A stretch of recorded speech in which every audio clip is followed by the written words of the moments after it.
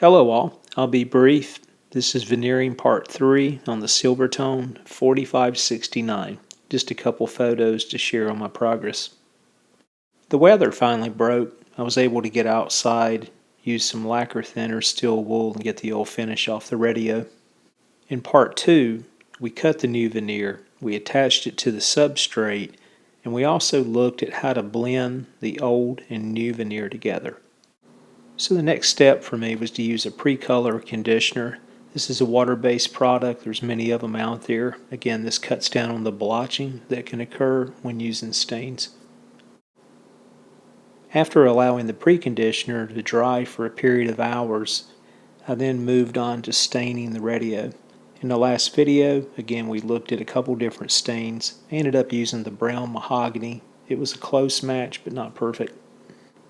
As illustrated here, you can see a close-up photo of the seam lines where the old and new veneer meet. To minimize this impact and to create a better blending effect, I used a mahogany and walnut water-based filler. The next step was to do some grain filling. I used a paste product. It was walnut in color, and again I filled the grain on the top and front side of the radio.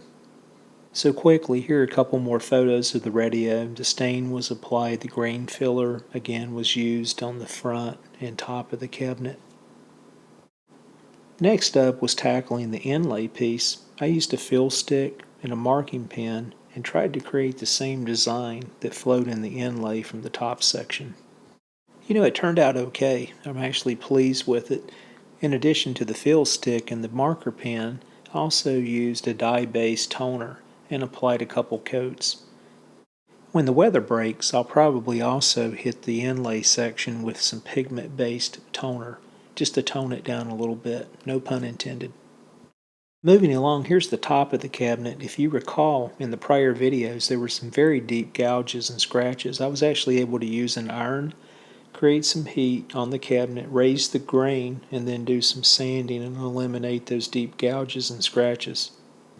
To this point, I've used a brown mahogany stain as well as some toner lacquers, and the only clear that I've applied is around the inlay section, and that was just one coat to create some protection over the fill sticks.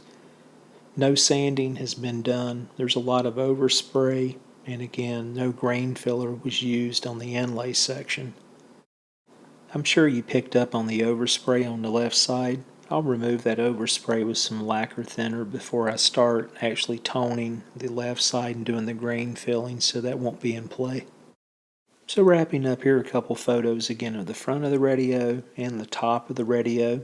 Again, I've got a little bit more toning here to do to create some blend lines. I'll take care of that when I actually start finishing the remainder of the cabinet. Again, thanks for stopping by, checking out the Veneering Part 3 on this beautiful Silvertone 4569.